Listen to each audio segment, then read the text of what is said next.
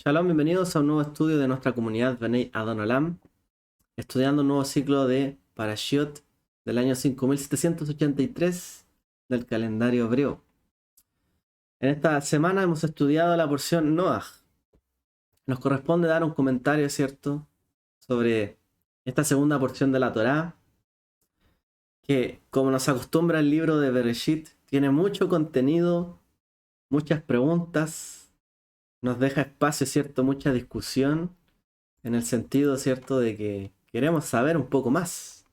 Queremos descubrir qué hay detrás del texto, qué es lo que nos quiere decir.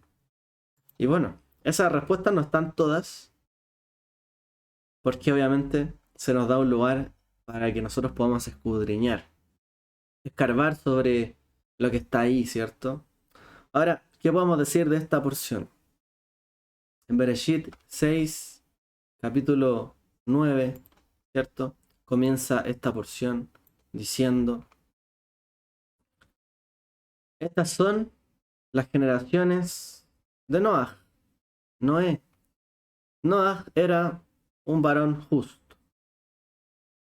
Él era, cierto, perfecto, entre o sin mancha, entre su tiempo, su generación. Noaj dice Itjalej et ve Elohim, dice caminó con Dios. Este es, en pocas palabras, Noaj. Una descripción precisa y concisa, ¿no?, de este varón, cuyo nombre Noaj significa descanso. Descanso, por ejemplo, Menujá en hebreo es descanso. Noaj también significaría descanso. Y la Torá llama a Noaj un tzadik, un varón justo. El Eterno, cierto, le da este honor de llamarle un varón justo y dice sin mancha, tam, dice. Palabra, cierto, que significa ser perfecto, inocente, entre su generación. Se está refiriendo no a que sería, cierto, un varón justo entre cualquier generación, porque en la Torá hay muchos varones justos, muchas mujeres también justas, pero en su generación en particular, él destacó. En este mérito de Noaj, toda la humanidad y la tierra sobrevivieron ante un juicio del Eterno. La palabra justicia, ¿ya?, que se dice en hebreo tzedaká o tzedek, implica que uno debe comportarse de acuerdo a la norma ética. Esto es, vivir de acuerdo a las virtudes de las leyes, ¿cierto?, y la moralidad. Y entendemos que esta virtud y esta ley es la ley del Eterno. Es decir, de alguna forma u otra, sin haber Torá todavía en los días de Noaj, ya la humanidad debía poseer virtud, alguna ley y moralidad. Es decir, desde el principio de los tiempos, cuando el Eterno creó las cosas, puso una ley. Porque todas las cosas funcionan de acuerdo, ¿cierto?, a alguna regla. O sea, es como ver el mar. El mar llega hasta cierto punto. Se puede salir, se puede desbordar, pero tiene un límite. Los cielos uno los mira hasta donde puede ver. Siempre hay como límites que uno va viendo, separaciones. Y de hecho estudiamos que el Eterno creó las cosas y separó. Separó aguas de aguas, del cielo, de la tierra, de los mares. Separó el día de la noche. Separó, ¿cierto? Y fue creando las cosas a partir de una separación, distinción. Por lo tanto, esta distinción y esta separación de las cosas, es decir, cada cosa va en su lugar, podríamos decir que en parte es la moral. Es la virtud moral de las reglas, ¿cierto?, que el Eterno fijó. Los hombres tienen su moral y las mujeres también. Cada uno tiene su límite, su funcionamiento, digamos, como ser humano. También los cielos y la tierra. Yo soy dueño de mi cuerpo y la otra persona es dueño de su cuerpo. Yo no puedo violentar a otro porque es su cuerpo. Hay límites, ¿cierto? Cada cual tiene lo que le pertenece. Cada cual le fue dado las cosas que son de uno, ¿cierto? Lo que de hecho más poseemos nosotros en nuestro cuerpo en sí. Pero así también hay distinción en el mundo, las cosas creadas, en los tipos de comida que hay, lo que podemos hacer o no. Y lo cierto es que antes, ¿cierto? El límite de la comida estaba en comer algo de lo cual surge, ¿cierto? De la tierra. Luego de la caída, así llamada, ¿cierto? El hombre empieza a comer y también a matar para comer. Traspasó un límite, ¿cierto? Y un poquito el sentido moral de las generaciones se fue de alguna forma pervirtiendo, ¿no? Vemos eso en la caída de Caín, o sea, en el pecado de Caín contra Abel. Los límites se fueron traspasando. La vida, ¿cierto? Se fue trastocando. Y a esto es lo que le llamamos de alguna forma la moral. La distinción con la cual el Eterno creó las cosas. Y a cada cual le dio su porción. Por lo tanto, cada cual no puede venir y violentar a otro. Pero dice que la tierra se llenó de violencia. Es decir, las personas empezaron, ¿cierto?, a transgredir los límites, traspasar los límites de los unos contra los otros, cayendo de esta forma, ¿cierto?, en una violencia. Él tiene esto, yo lo quiero y se lo quito. Violencia, ¿cierto? Yo no estoy de acuerdo con algo que él tiene, voy y lo ataco verbalmente. Violencia. Los humanos probablemente empezaron a destruir de alguna forma el mundo, matando, ¿cierto?, incluso a los animales, cometiendo violencia, traspasando límites, ¿ok? Entonces, de alguna forma u otra, la moral empezó a perderse, porque se perdieron los límites. Estos límites son lo que hicieron destacar, ¿cierto?, a Noah en su generación. Él actuó conforme a los principios éticos y al trato, ¿cierto?, que él debía dar a su familia, probablemente, a la creación misma, a su entorno, etc. Él tenía un estándar mayor. Él supo, ¿cierto?, de alguna forma u otra, vivir en medio de esa generación de manera justa, conduciéndose con límites, sabiendo que era suyo y que no era suyo. Por lo tanto, él fue, ¿cierto?, y ameritó que por medio de él viniera salvación a la humanidad, que los animales se le acercaran a él, porque él los iba a cuidar, no a matar, por ejemplo. Y así, las cosas se le dieron a él para que él también pusiese un mundo, como la Tebá, el arca, y allí, ¿cierto?, de alguna forma imitando al Creador, también puso sus límites entre la morada de cada quien, ¿cierto?, la morada de los animales, de ellos, dentro de la Tebá. Y el Eterno le enseñó eso, a poner límites. Y ahora haz esto de tal medida, y de tal otra medida, y la recubrirás de tal cosa. Entonces, él era una persona justa, obediente y entendió, ¿cierto?, que cada cual tenía que tener una conducta moral acorde y que fuera distintiva. Por eso, ¿cierto?, nosotros, cuando vemos hoy día, las casas tienen sus habitaciones y cada cual tiene su espacio. Es lo mismo que él hizo en la Tebá. Cada cual tuvo su espacio. ¿Ok?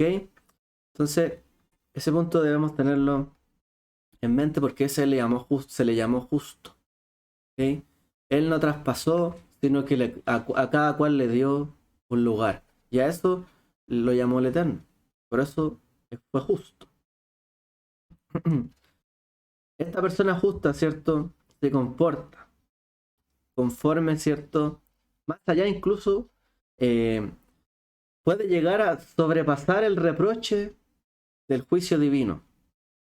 Cuando una persona respeta, ¿cierto?, la justicia, respeta a cada quien, incluso un veredicto negativo como el que el Eterno había dado sobre el mundo, puede él, ¿cierto?, conducirse más allá del juicio.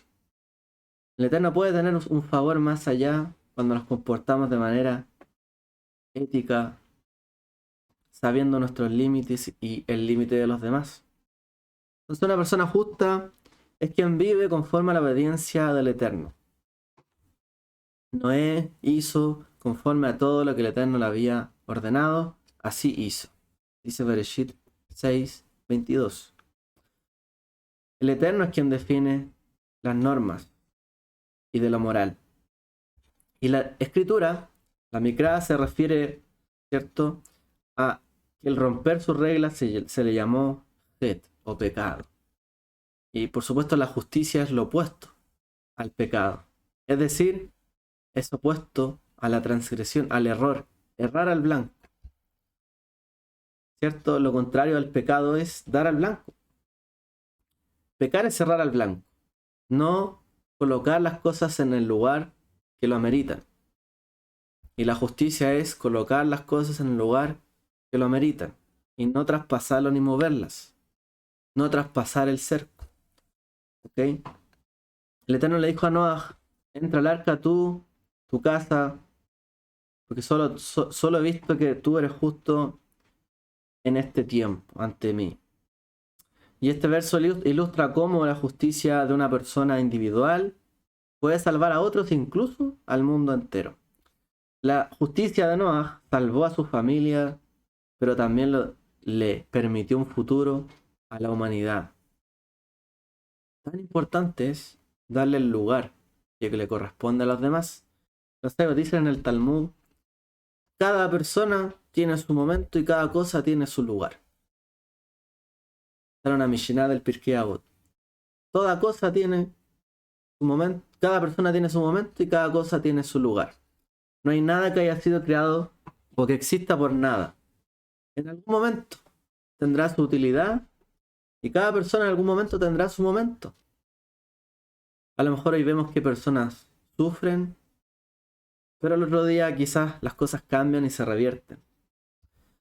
Entonces cada cosa tiene su lugar y su momento, y mientras entendamos eso, por ejemplo, no seremos déspotas. Porque muchas personas son déspotas contra otros que son inferiores, que tienen menos educación, o quizás que los ven de alguna manera, se comportan mal y los ven como inferiores. Pero toda persona tiene su momento. A Joseph lo vieron como un esclavo, pero luego fue el virrey de Egipto. Cada persona tiene su momento. Y el Eterno se encarga de que eso pueda pasar.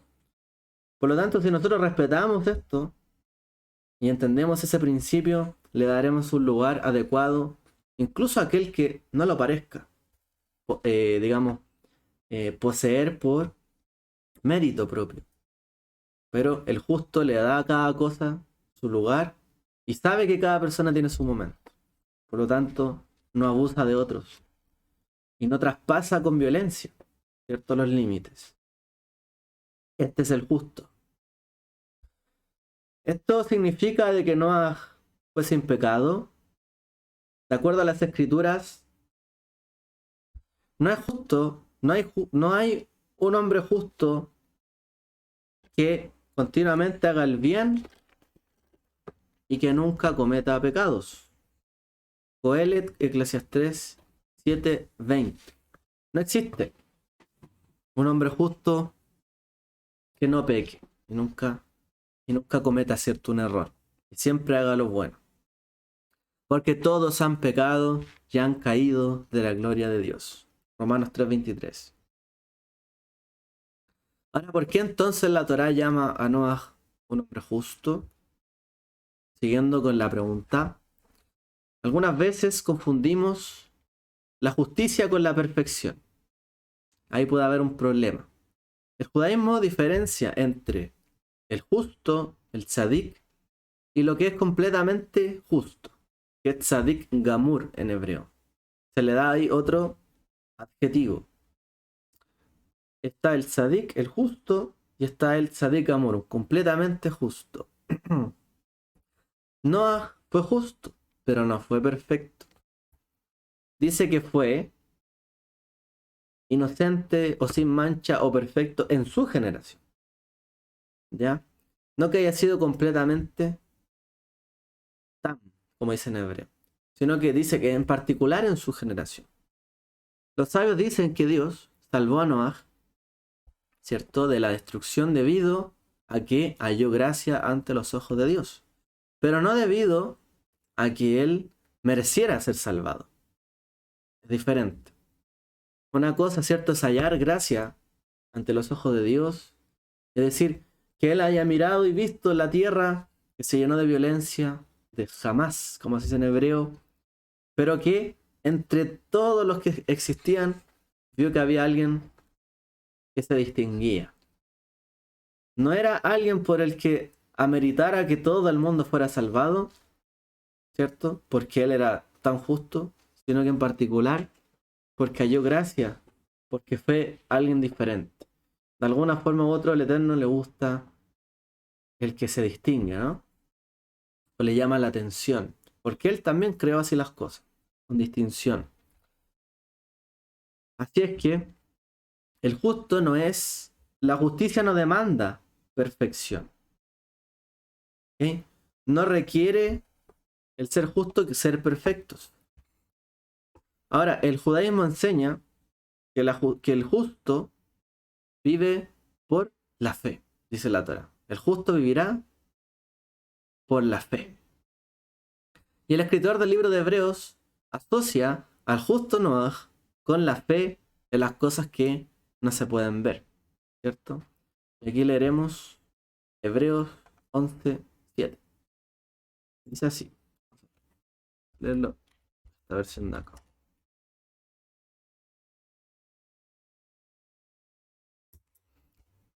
Dice, por la fe, Noah, siendo advertido por Dios acerca de cosas que aún no se veían, con temor preparó un arca para la salvación de su casa, con la cual condenó al mundo y llegó a ser heredero de la justicia que es según la fe. De nuevo, por la fe Noah, siendo advertido por Dios acerca de las cosas que aún no se veían, ahí entra la fe, ¿cierto? La emuná, con temor preparó un arca para la salvación de su casa. Es decir, él dice que preparó el arca para que su casa fuera salvada, pero por la cual condenó al mundo y llegó a ser heredero de la justicia que es según la fe. De alguna forma u otra, como él se distinguió del mundo, al mundo no le quedó vuelta atrás. No estaban todos en el mismo saco, como se suele decir. Había un justo en medio de ellos. Por lo tanto, él ameritaría algo diferente. Noah demostró su emuná, su fe, en lo que no se ve, obedientemente construyendo la tebá, el arca. Y su obediencia demostró que él poseía un temor ante el Eterno.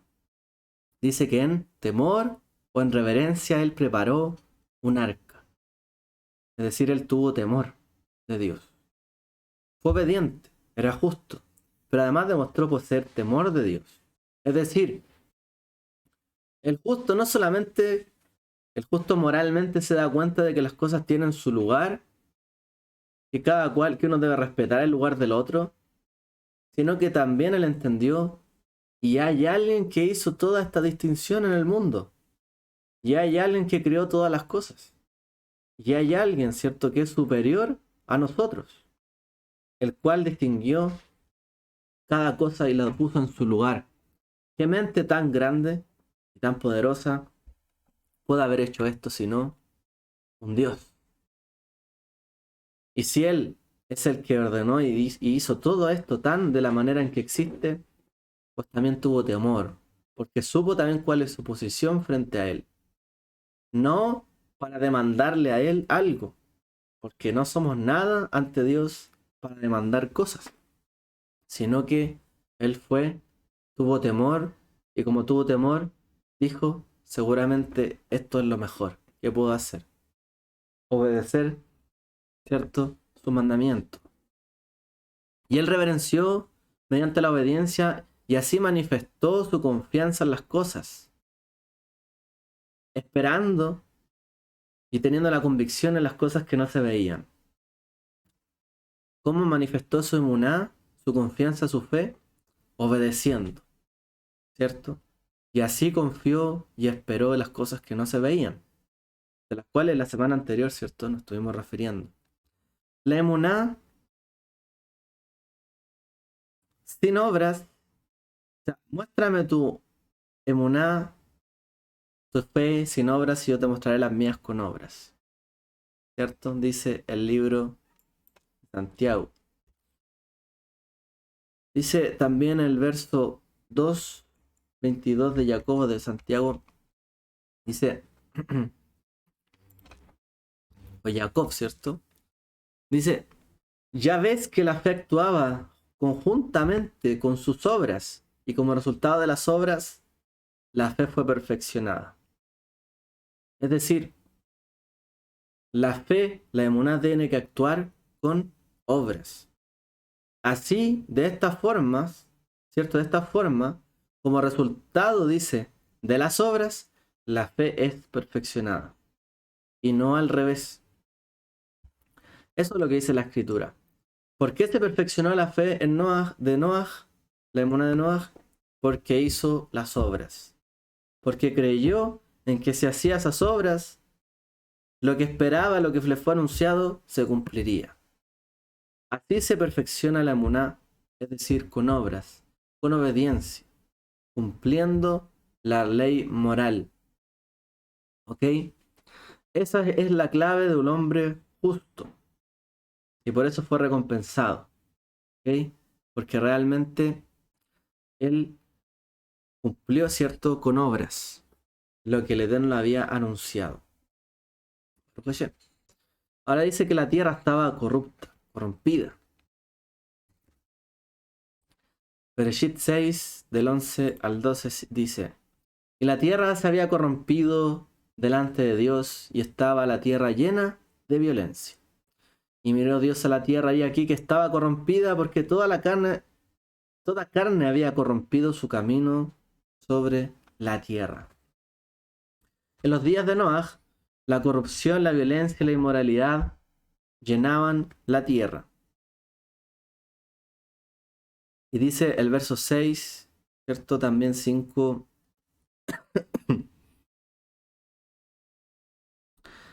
La maldad de los hombres había incrementado, ¿cierto?, sobre la tierra. Y había, y en cada pensamiento de ellos, en cada intento de pensamiento de su corazón, había solo maldad continuamente. Bereshit 6, verso 5. Wow, palabras muy fuertes, ¿cierto? Dice que en cada pensamiento de ellos había maldad. Estas descripciones, ¿cierto?, podrían aplicar no solamente a esa generación, sino que uno podría decir, bueno, pueden aplicar a cada generación, ¿cierto? Porque entonces, ¿por qué Dios no destruiría a cada generación, ¿cierto?, con un diluvio, por ejemplo, por su maldad? Hay dos cosas que hicieron de la generación de Noaj especialmente malvada y de alguna forma merecedoras de ese diluvio, ¿cierto? El Mabul en hebreo. El pecado, ¿cierto? Es decir, que eran hijos, mejor, para decirlo de manera más clara, ellos eran hijos de... estaban los hijos de Caín, por así decir, estaban los hijos de Dios. Había esa diferencia en ese tiempo, que se menciona, ¿cierto?, en la escritura. La corrupción llevó al diluvio, ¿cierto?, que comenzase cientos de años después, ¿cierto?, de la muerte de Abel, el pecado de Caín contra Abel que mató a su hermano. Después de la muerte, ¿cierto?, de Abel, Caín mereció, ¿cierto?, fue marcado y mereció ser apartado. Y recibió, dice que una marca. Ahora, a pesar de que Caín pagó su crimen, ¿cierto?, le fue colocada una señal sobre él para que alguien que, que lo encontrara no lo matara, dice la escritura en Génesis 4:15. Si alguien veía la marca en Caín, no lo mataría.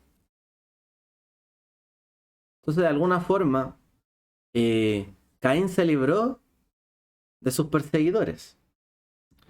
Caín fue directamente descendiente de Lamec y él declaró la ley, declaró la ley de la muerte. En el fondo, de alguna forma, estableció una ley para librarse de la muerte cometiendo una falta, ¿cierto?, grave en su época. Y probablemente ellos llegaron a naturalizar, ya que se libraron, ya que Caín se libró, ¿cierto?, de la muerte.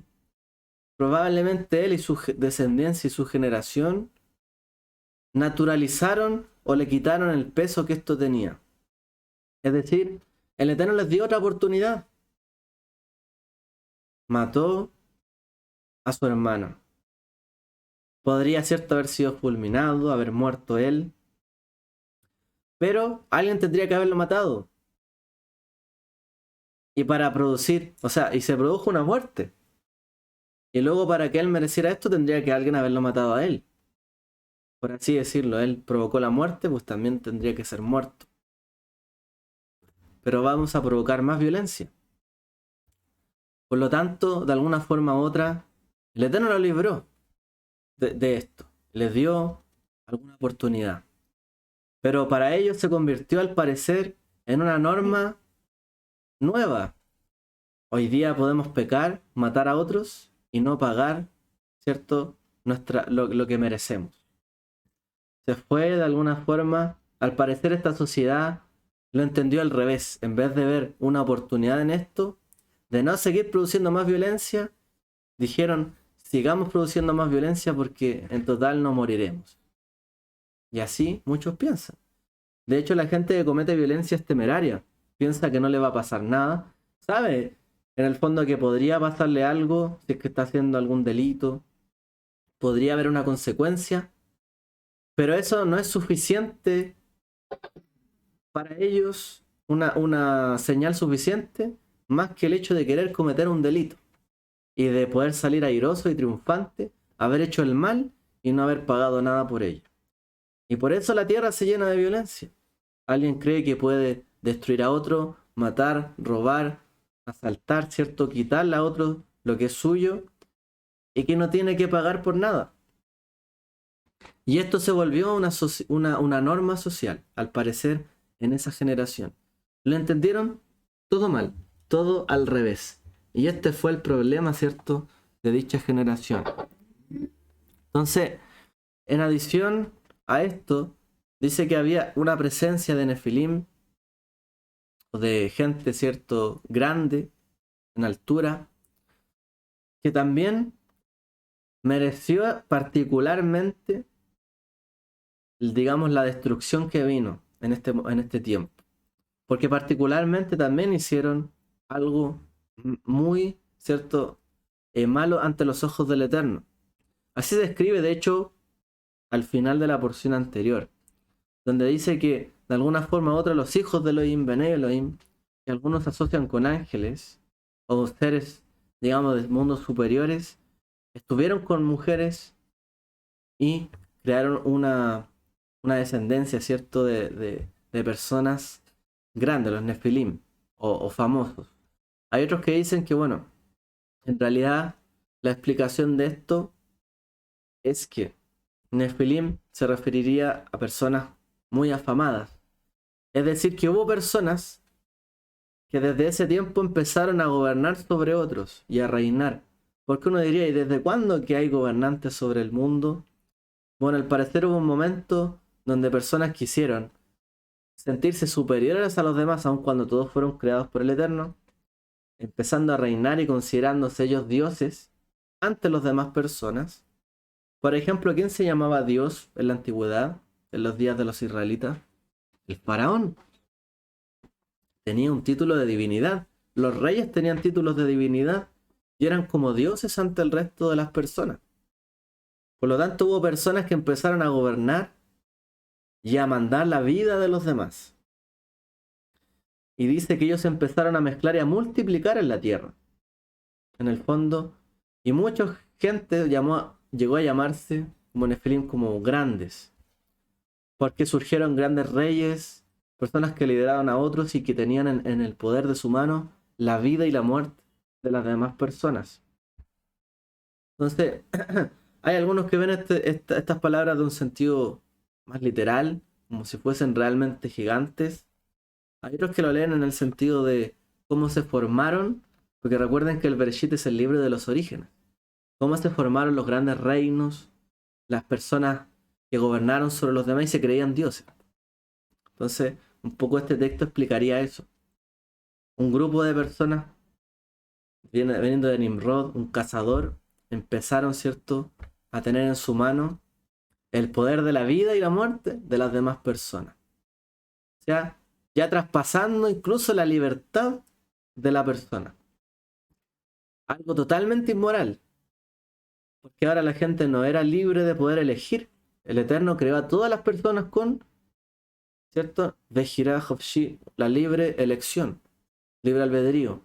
Pero hay personas que se hicieron de la libertad de las personas y esclavizaron a otros y les quitaron su libre albedrío, su libre decisión. Eso traspasa toda moral, porque incluso le estamos quitando a las personas lo más importante que poseen, su libertad. Estoy traspasando todo límite moral con eso. Y estas personas se multiplicaron y empezaron a decir que ellos eran superiores y dioses ante los demás. ¿Ok? Entonces, eso ocasionó, ¿cierto?, que hubiese mucha gente que gobernara sobre otros. Y esto es lo que pasó también. Entonces, un poco hay alguien que interpreta que esto es lo que pasó en esta época. Empezaron a creerse los dioses ante los demás y a gobernar ante otras personas. ¿Ya? Son versiones. Vamos, el punto es la lección que queremos aprender de acá. Y el Señor se lamentó de haber creado a la humanidad. Su corazón, ¿cierto?, se vio agraviado. Le pesó en su corazón. Noah, el predicador. Entonces el Eterno le dijo a Noah: he decidido poner fin a toda carne ante mí, porque la tierra se ha llenado de violencia a causa de ellos. Y debido a esto, estoy a punto de destruir toda la tierra. Noah no abandona el mundo, ¿cierto?, a su suerte. De acuerdo a la tradición apostólica, Noah fue un predicador, ¿cierto?, del arrepentimiento. Segunda de Pedro 2:5. Él predicó de la teshuvá, o el arrepentimiento. Él trató de persuadir a su generación de retornar, ¿cierto?, de sus malos caminos y de su pecado. Hay otros textos apostólicos que no están dentro del canon, que dicen, por ejemplo, que Noah predicó el arrepentimiento y muchos lo oyeron y fueron salvados. Por ejemplo, en el libro de Clemente. En otro pasaje de estos textos apostólicos, porque hay más ciertos textos más que solo la Biblia, dice que Noah encontró, fue hallado lleno de gracia. Y él predicó a su generación y al mundo a través de su ministerio. Y el Señor lo salvó junto con los animales, los cuales, ¿cierto?, pudieron entrar al arca. En otra parte, en Primera de Pedro 3:20 dice que la paciencia de Dios mantuvo, dice, en la esperanza en los días de Noah, durante la construcción del arca. O sea, él de alguna forma u otra tuvo esperanza y se mantuvo y perseveró en esto. Por su testimonio él condenó al mundo, como leímos en Hebreos. O sea,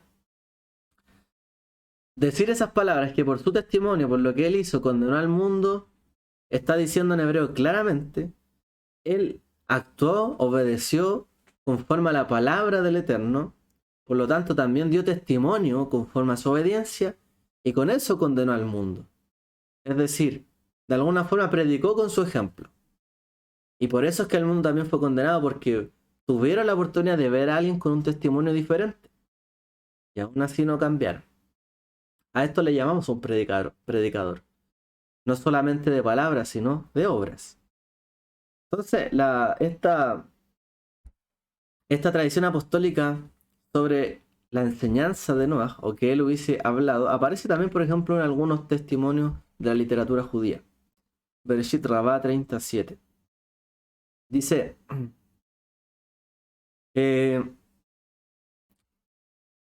cuando él tenía cumplido los 120 años, él plantó,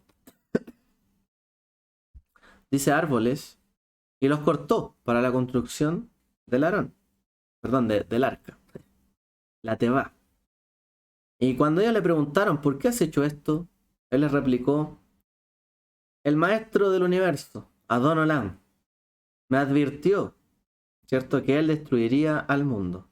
Entonces ellos replicaron, si el mundo llega a ser destruido, será solo es que serás destruido tú y tu casa. Bereshit Rabá 37. Es decir, dice incluso la tradición, él plantó también estos árboles, de los mismos árboles que él después los cortó e hizo el arca. Le decían, ¿y por qué haces esto? El Eterno me dijo, por lo tanto yo me estoy preparando, porque el mundo será destruido. Y ellos le dijeron, solo será destruido tú y tu casa. Hay otro verso del Pirkei de Rabbi Eliezer 23 que dice, a Noach le tomó 52 años hacer el arca, por lo que él advirtió del arrepentimiento todo ese tiempo de sus caminos, ¿cierto?, a las personas. Pero ellos no se arrepintieron. O sea, también dice, según la tradición, que él durante todo el tiempo en que realizó el arca, él también habló del arrepentimiento. Y Yeshua enseñó que, así como sucedió en los días de Noaj, así también sucederá, ¿cierto?, pasará también en los días del Hijo del Hombre. Lucas 17:26. Esto no significa que la generación del Mesías fuera equitativamente tan malvada como la generación de Noaj o de los Nefilim, como para que su generación mereciera la destrucción del mundo, sino que significa, ¿cierto?, que la generación del Mesías también ignoró las señales y las advertencias con las cuales, ¿cierto?, se habló de un juicio que vendría, tal como la generación de Noaj ignoró la predicación, ¿cierto?, de Noaj y rehusó de arrepentirse. Entonces dice Mateo 24, 38 al 39. Ahorita voy a leer aquí una versión. 24, 38 al 39. Dice, pues así como en aquellos días antes del diluvio estaban comiendo y bebiendo, casándose y dándose en casamiento hasta el día en que entró Noaj en el arca, y no comprendieron hasta que vino el diluvio y se los llevó a todos. Así será la venida del Hijo del Hombre. Es decir, mientras Noaj, así como el Hijo del Hombre, estuvo trabajando, haciendo obras, dando señales de que vendría destrucción, preparándose él, su casa, sus seguidores y todo lo que poseía para prepararlos porque venía una inminente destrucción, no comprendieron hasta que vino el diluvio. Israel tampoco no comprendió hasta que vino la destrucción de Jerusalén por los romanos y se los llevó a todos, y muchos murieron. Así dice será la venida del Hijo del Hombre. Y así pasó. Cuando vino, ¿cierto?, el Mesías, toda esa generación ignoró las señales. Claro, hubo quienes creyeron y fueron y pudieron, por así decirse, ser salvados. De hecho, el Mashiach les dijo, huyan a los montes cuando pasen estas cosas. Hay de aquellas que estén encintas, porque realmente cuando vino la destrucción de los romanos, ¿cierto?, Jerusalén vino destrucción total y no respetaron a nada ni a nadie. lo mejor que pudieron hacer fue huir. Y dice que los discípulos de Yeshua huyeron a Pela, precisamente porque Yeshua les advirtió que vendría destrucción. Pero el Hijo del Hombre fue como Noah. Todo el tiempo en que estuvo en medio de, hizo las obras que Dios le había dicho que hiciera. Lo que yo veo, lo que oigo hacer al Padre, eso hago. Eso tal como pasó en los días de Noah. Todo lo que el Eterno le dijo que hiciera, Noah lo hizo.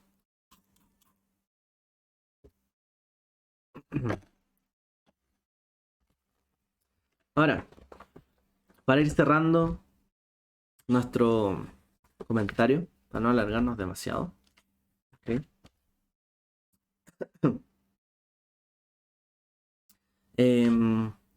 Hay un punto cierto que nos lleva hacia el final de... O sea, no hacia el final, pero más adelante en la parashá. Que ahí aparece una paloma.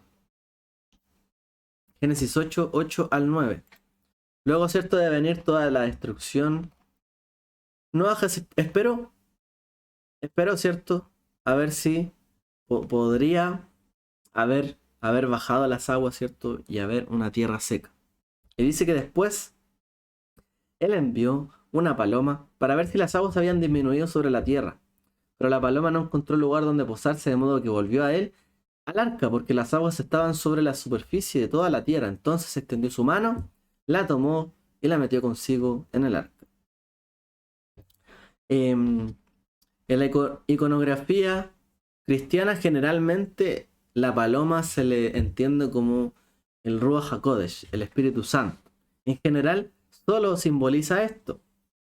Pero cuando, por ejemplo, pasó cuando el maestro, ¿cierto?, se sumergió sobre las aguas del río Jordán, el Espíritu de Dios posó sobre él como una paloma. Ahora, estas historias como de Yeshua y la paloma suenan familiares, ¿cierto? Pero no la comparan muchas veces con la paloma de Noah, ¿ya? Porque no se la asocia inmediatamente. Más allá de los evangelios, para el judaísmo no es obvio que el simbolismo, ¿cierto?, entre la paloma y el Ruach HaKodesh sea algo tan igual. Y mucho menos en la paloma de Noah. No es como tan cierto esta similitud.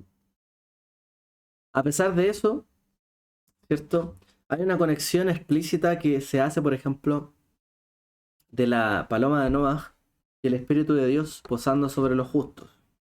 Y estamos hablando de la literatura, por ejemplo, del Zohar Hadash, que compara la paloma con la divina presencia del Eterno, con la Shejinah, en el exilio junto con Israel. Y así es como la paloma podría encontrar un lugar, ¿cierto? Así como la paloma pudo encontrar un lugar donde posar sus pies, así también la Shejinah puede encontrar lugar o la presencia del Eterno para posar sobre una persona. Y esa es como la alusión que se hace. No que la paloma sea el Espíritu Santo, sino que así como la paloma puede encontrar un lugar sobre posar sus pies, así también la Shejinah o la presencia del Eterno encuentra donde posar, digamos, sus pies en el hombre justo. Y dice el Zohar Hadash, así como la Shejinah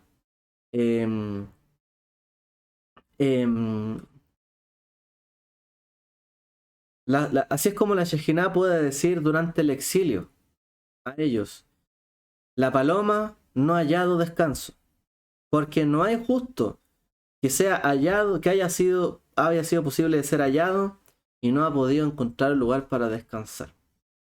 Entonces ellos dicen que en el exilio de Israel, o en la diáspora, o podríamos decir en los días de Noah, cuando estaban exiliados del mundo, flotando en medio del mundo, en las aguas, sin tener un lugar donde posarse, así también pasó con la divina presencia durante el exilio de Israel. Y cuando las personas están alejadas de Dios en el fondo, si lo queremos aplicar a cada uno, la paloma o la presencia divina no puede posar sobre una persona cuando está en el exilio. Así la presencia del Eterno no podía posar sobre el mundo porque el mundo estaba siendo destruido. Y no había nadie meritorio para que la paloma se posara en el mundo. ¿Ok? Esto nos lleva también, por ejemplo, a la imagen cuando la paloma se posa sobre Yeshua. Porque él, Yeshua de Nazaret, fue el justo en quien la paloma posó sus pies. Es decir, la paloma halló el lugar donde posar sus pies en la tierra para habitar con su presencia divina en este mundo. Y fue en Yeshua. Ahí la presencia divina, el Ruach HaKodesh, pudo posar sus pies. En medio del caos, de la violencia del mundo, nuevamente la paloma halló un lugar, un justo en quien posarse. Entonces esta imagen de la paloma de Noah circundando, ¿cierto?, el mundo sobre las aguas nos recuerda lo que pasa también en el Bereshit, donde dice, y el Espíritu de Dios se movía o se cernía, como las palomas, ¿cierto?, se vuelan, sobrevuelan sobre la faz de las aguas. Eso nos trae la imagen también de que el Espíritu de Dios sobre las aguas es como también la imagen del Espíritu del Mesías, cuando posó sobre él. Porque él estaba en las aguas, haciendo su tevilá, ¿cierto? Sumergiéndose en las aguas del río Jordán. Y ahí vino la paloma, ¿cierto? Sobre él. Nos trae la imagen del Bereshit.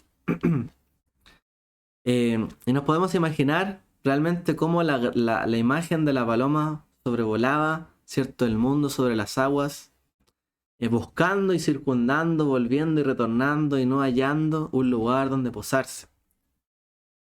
Algo similar a la imagen de la creación, donde dice que todo estaba como las aguas cubrían la tierra, estaba por todo lugar y no se veía dónde podría posarse. Las aguas de la destrucción también, del diluvio, también nos recuerdan a un mundo en ese estado. Y en los días de los apóstoles, este pensamiento similar, ¿cierto?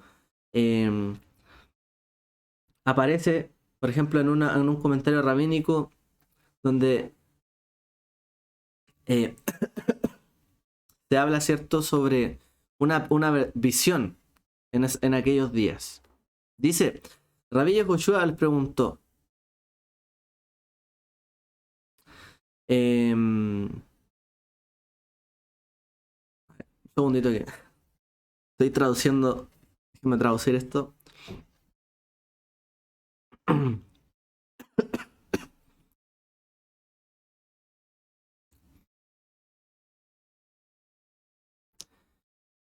Ya, lo que está diciendo en este momento, digamos los días de los apóstoles, habían algunos rabinos que decían que el episodio, ¿cierto?, de lo que estaba pasando en el monte del templo en aquellos días, con lo que estaba sucediendo en aquella época, era como que las aguas se estaban separando en aquel entonces, así como pasó en las aguas de la creación. Solo algunos, ¿cierto?, estaban pudiendo ser meritorios de que el Espíritu de Dios se posara o la paloma se posara sobre ellos y estaban siendo separadas, divididas las aguas. Había muchos grupos, ¿cierto?, en esos tiempos, muchos discípulos, y solo algunos estaban pudiendo distinguirse en medio de toda esa confusión. Recordemos que incluso el pueblo de Israel se llenó de violencia. Hubo grupos judíos que se les llamaban los sicarios, ¿cierto? Los celotes, si no me equivoco, eran los celotes, que llevaban dagas, ¿cierto?, para apuñalar a los romanos. Entonces, de alguna forma u otra, en esos días también se llenó todo de violencia. Y había una necesidad de separar las aguas de las aguas. Y en el mismo tiempo vino el Mashiach. Y dice que se posó la paloma. ¿Y qué es lo que hizo el Mashiach? Yeshua se paró, sobrevoló, así como se cernió sobre las aguas confusas de su generación.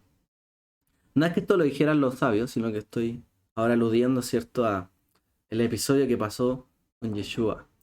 Él se paró y dijo, esto sí, esto no. Y él hizo la distinción, esto es correcto. Oíste que fue dicho, pero yo os digo. Y llamó, ¿cierto? Hipócritas a los de su generación que estaban confundiendo las aguas. Porque las aguas, ¿cierto? Son muchas veces comparadas con la Torá. Y muchos estaban haciendo confusión entre las aguas en su generación. Por lo tanto, la ley moral, que es la Torá, estaba siendo confusa para las personas. Y hay muchos que se jactaban de su cumplimiento, pero hacían ver a los demás que no eran capaces de cumplir la Torá. Había mucha confusión, habían otros que gobernaban, otros que querían matar a los enemigos.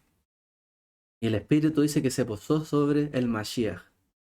Y así como hablamos al inicio, de alguna forma u otra pudo la paloma posarse sobre él, sobre el justo.